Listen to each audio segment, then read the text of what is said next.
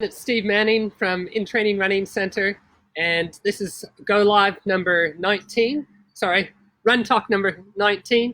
And today I'm going to talk about running shoes and your foot type. So matching your foot type with the running shoe type.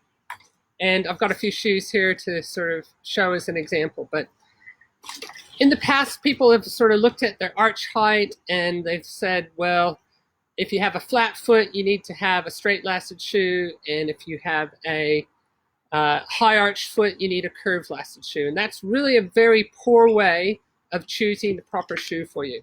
So it's much more about whether your foot is flexible and whether it's rigid than whether it's flat. Some people have a flat foot that's actually a rigid flat foot, so it doesn't change shape.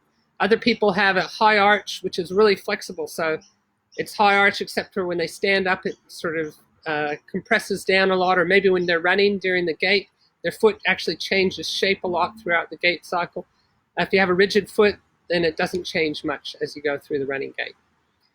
And why it's so critical to make sure that your foot type matches your shoe type is that if you have a really flexible foot, you need to actually give it a little bit more stability. So you actually need a more rigid shoe if you have a flexible foot type. And then if you have a rigid foot, you don't want to be blocking the action of that rigid foot. It's already too stiff as it is. So you really want to encourage it a little bit more by having a more flexible shoe. And it's not just about the shape of the shoe.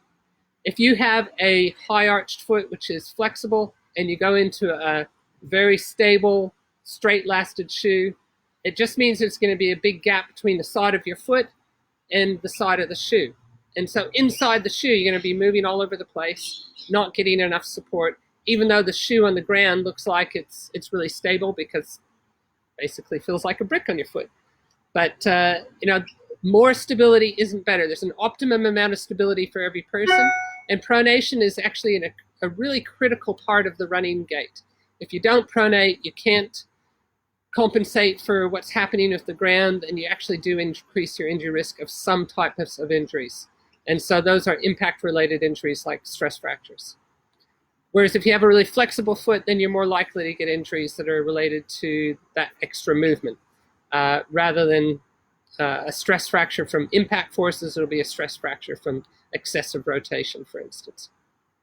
Okay, so I've got a few shoes here just to show you quickly the difference between a flexible and a rigid shoe. So this is the Saucony Kinvara, which is a shoe that I use for speed sessions and for short races.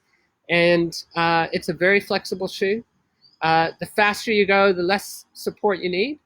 And it can actually even be a problem if you're in a really stable shoe trying to run fast, because you have to actually fight the shoe when you have that faster running style. And what we're talking about isn't just where the shoe flexes. So most shoes should flex in the forefoot, although I've got one here that doesn't. And what we're really talking about is the longitudinal axis rotation. So your ability to twist the shoe in that way. And you can see that this shoe actually flexes quite a bit through the middle of the foot. So if you're somebody that has a really flexible foot that sort of collapses all over the place, this would not necessarily be a very good shoe. But if you have a rigid foot, then this would be a better shoe. Or if you're going to be running faster, then that's a good shoe. I've got then the New Balance 1080, which is a maximalist shoe. And I've done a review on this shoe before.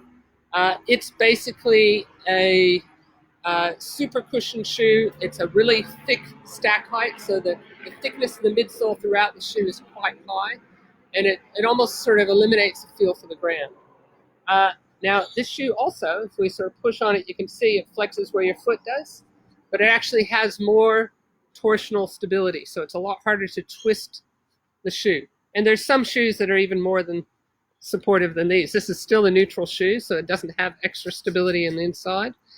But there's shoes like the Brooks Beast, the Asics Foundation.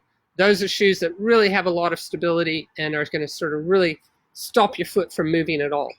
But again, it's important that they actually fit the shape of your foot. So you want to match your foot shape, but also you want to match your foot type. And then I've just brought this shoe here out, which is the Brooks Endorphin, because it's got a carbon plate in it. And so it's almost impossible to flex that shoe if I sort of push. Get a little bit of movement in the toe if I push really hard, but it's basically designed to not flex at the forefoot.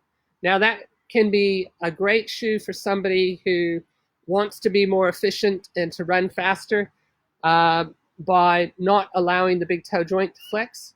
It makes the lever arm longer, but while this is more efficient, for some people it can be a real problem shoe.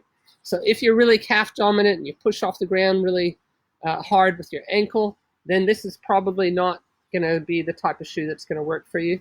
You want to be a more glute dominant person that can sort of run fast without having to flex the forefoot as much.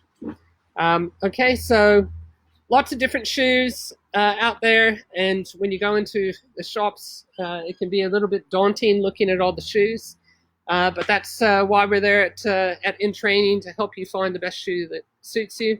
And our philosophy is really about making sure that you try on a variety of shoes, that you run in the shoes when you're trying them on, that you run with 1 foot of one shoe, 1 foot of the other, so that you can compare them, and that you let your feet actually choose which is the best shoe to suit you.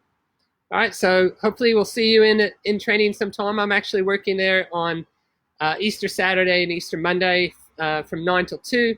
So if you want to come in and see me and get me to help you find your shoes, then hopefully I can see you in the next few days. And have a great Easter, stay safe, and keep running. I love running.